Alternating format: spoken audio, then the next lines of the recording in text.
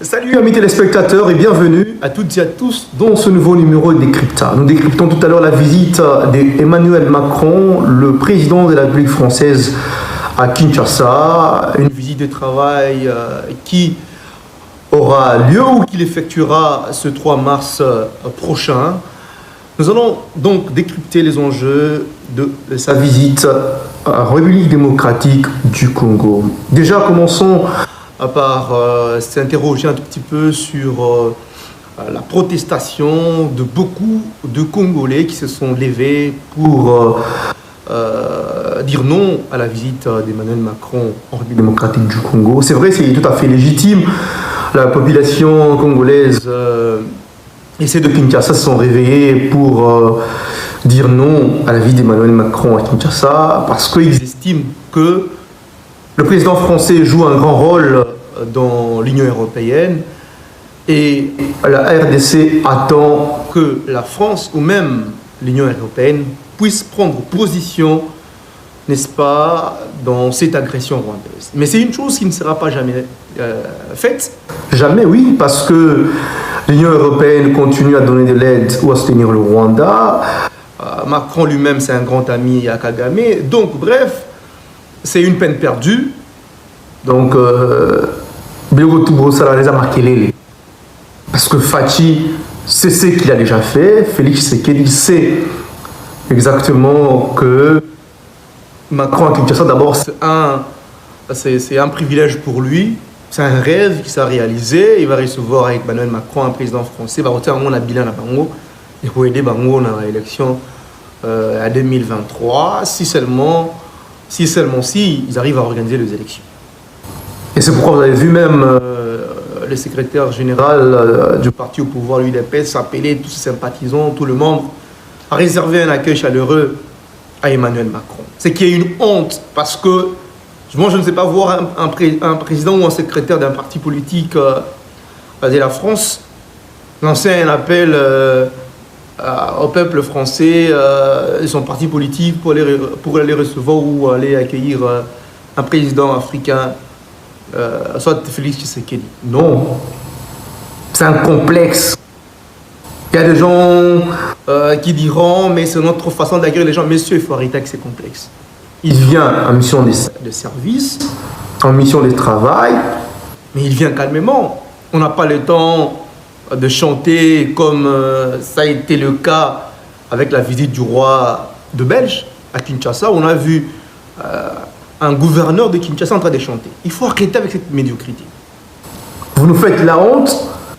On ne peut pas aujourd'hui accepter au XXIe siècle que des dirigeants d'un pays africains puissent continuer à danser, à chanter pour des dirigeants européens. Déjà, ils ne nous prennent pas au sérieux. Il faut arrêter avec ça. Gobila, ne répète plus ce genre de choses. Tu nous fais la honte, donc, Macron, Zoya, parce que ce n'est pas digne d'une autorité ou d'un grand monsieur. Si vous êtes un petit monsieur, restez chez vous, loin des caméras, vous ne faites pas la honte. Vous ne pouvez pas nous faire la honte à toute une république comme ça. Donc, pardon, monsieur Gobila. Kobina la Macron, on n'a pas besoin de ça. Alors, le peuple congolais attend que Emmanuel Macron puisse prendre position dans cette agression rwandaise, mais c'est une chose qui ne prendra pas. C'est tellement difficile. Il est là où il vient en visite de travail à Kinshasa, en République démocratique du Congo, pour les intérêts de la France et de l'Union européenne. Parce que les enjeux, c'est le mine du Congo, qui sont aujourd'hui entre les mains de la Chine. Chose qui n'arrange pas l'Occident, et même les États-Unis. Vous vous souviendrez, il n'y a pas longtemps, que le secrétaire d'État américain était à Kinshasa. Il était là également pour ça. Et c'est Emmanuel Macron qui vient terminer cette histoire. Donc ils veulent reprendre la gestion de mines. C'est pourquoi vous avez vu le rapport de l'IGF, vous avez entendu beaucoup de choses qui sortent maintenant à propos du contrat chinois. Ce n'est pas mal, on ne vous interdit pas de voir clair dans ce contrat chinois. Mais écoutez, attention, attention, la Chine n'a pas seulement pillé. Quelque part, la Chine a fait quelque chose, même s'ils n'ont pas fait grand-chose en rapport à tout ce qui a été assigné dans le contrat. Vous pouvez revoir le contrat chinois, il n'y a pas de problème. Mais si vous voulez donner les mines du Congo à l'Occident, mais nous devons aussi savoir ce que nous gagnons en retour. Est-ce qu'en contrepartie, l'Union européenne ou la France ou les États-Unis vont devoir respecter ce que nous allons gagner en retour? C'est ça le problème. Ça fait combien de temps que nous avons été pillés par l'Occident? Qu'est-ce qu'ils ont fait chez nous? Qu'est-ce qu'ils ont construit? Combien de routes? Combien d'hôpitaux? Il faut qu'on réfléchisse. C'est bien bon, je sais que le pouvoir en place de Kinshasa a déjà promis à l'Occident de leur donner une part de nos mines. Mais il faut y aller mollo mollo. Et il faut y aller en win-win. On n'a pas besoin de brader nos minéraux. On encourage que le contrat avec les Chinois soit revu. Mais si vous voulez le donner à l'Occident ou aux Occidentaux, rassurez-vous qu'ils vont devoir respecter notre contrepartie. Le problème, c'est ce que nous allons gagner, ce qui nous intéresse. Mais l'enjeu de l'Union européenne, parce que Macron vient à Kinshasa avec des hommes d'affaires, avec des représentants, avec les députés européens, pour cette question. Parce que d'ici 2035, l'Union européenne, dans toute l'Union européenne, il n'y aura plus de véhicules à essence en circulation. Donc, ils ont besoin du lithium. Ils ont besoin de nos minéraux. Ils ont besoin de prendre la gestion de nos mines. Donc, je pense, en mon humble avis, que les autorités congolaises doivent négocier très bien ce partenariat avec l'Union européenne, avec Macron. Ne pensez pas que Macron est venu là pour l'agression rwandaise, pour dire Kagame est derrière les M23, oh les M23 doivent partir. Messieurs et dames, Congolaises et Congolais, chers compatriotes, je dois vous rappeler ici que la solution au problème du Congo ne viendra jamais de l'Occident. Parce que ces gens sont profiteurs de la guerre. Ce sont eux qui sont derrière tout ça. Pour avoir les minéraux, nos minéraux ou ce qu'ils ont besoin à un vil prix. C'est pourquoi ils soutiennent le Rwanda. Ils donnent au Rwanda des armes, ils donnent au Rwanda de l'argent, ils prêtent de l'argent au pouvoir de Kigali. Ils sont derrière, ils sont dans beaucoup de choses. Aujourd'hui, on a remis encore une fois la francophonie au Rwanda, qui n'est même pas un pays francophone. Ce n'est pas pour rien. Le Rwanda joue ce petit jeu de déstabiliser la région. C'est parce que derrière lui, il y a l'Occident, il y a les États-Unis d'Amérique. Donc, je ne vois pas moi, Félix Tshisekedi et sa bande, négocier très bien avec l'Union européenne ou avec Macron sur ce point-là.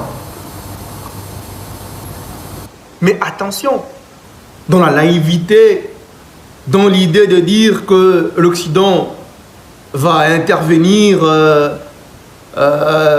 pour l'UDPS, pour Tshisekedi aux prochaines élections, ils vont devoir l'aider à briguer un autre mandat, même si le premier, il n'avait pas gagné les élections, tout le monde le sait. Mais quand même, ils vont se servir de lui. Ils vont se servir de lui. Ils vont lui dire, écoute, tu vas rester au pouvoir, on sait ce qu'on va faire et tout, mais écoute, donne-nous le minerai, donne-nous ce que nous avons besoin, et voici ce que nous te donnons en contrepartie. Puisqu'il n'a pas de force, parce qu'il n'a pas beaucoup comment je dirais, il n'a pas beaucoup de capacité à gérer le pays. Il va le brader, il va brader nos minéraux. Et Emmanuel Macron sortira du pays avec des contrats. Vous allez voir, Total va retourner, Engie va retourner au Congo. Vous allez voir qu'ils vont prendre ils vont reprendre la grande partie de nos mines. Mais qu'est-ce que nous, on gagnera en retour? C'est ça la grande question. Qu'est-ce que nous gagnerons en retour? Et l'IGF doit arrêter ces petits jeux. C'est bien beau de dénoncer ces contrats chinois et tout. Mais quelque part, ces contrats chinois nous a aussi servi à un moment donné. Même s'ils ne sont pas à la hauteur, il ne faut pas nous faire voir que les Chinois n'ont rien fait pour ce pays. C'est depuis 2018 que l'Occident s'est rendu compte qu'ils n'ont plus le contrôle de nos mines et cherche par tous les moyens de chasser les Chinois pour revenir chez nous. Oui, c'est bien. Mais qu'est-ce que nous gagnons en retour? Donc, rassurez-vous que Macron ne vient pas au pays pour dénoncer cette agression rwandaise. Donc, les Congolais doivent rester debout. Nous devons rester debout. Mbosso, aussi au Koli Papa, Vandanayo, Macron. On n'a jamais vu le président de l'Assemblée nationale de la France demander à la population française d'aller accueillir un président africain. Ou tu sais qu'il dit quand il va en France là. Qui lui donne même, je dirais, des hommes qui va l'accueillir à l'aéroport de Roissy-Charles de Gaulle? Personne. Il n'y a aucune autorité française qui se déplace même à l'aéroport pour aller l'accueillir. C'est honteux. Ça doit s'arrêter ça. C'est révolu. Biloko Kalawana. Biloko la colonisation. Il faut retirer Kango. Macron peut venir comme tous les chefs d'État. Il y a un pas ministre Lutundula. Ceux qui prennent ministre. Et puis après, il y a un homologue qui est sololi. Il y a un contrat qui est mine. Il y a un nini qui va signer. Il va préparer un qui va signer. Après, voilà. Donc, on a besoin que le pays puisse se relever. Mais pour se relever, il faudrait que nous puissions avoir la conscience que ce pays a tant souffert et c'est maintenant ou jamais que nous devons prendre nos responsabilités. Merci à toutes et à tous de nous avoir suivis. C'était donc un plaisir et un honneur de vous retrouver, messieurs, dames. On se retrouve très prochainement pour un nouveau numéro. D'ici là, portez-vous bien et à très bientôt.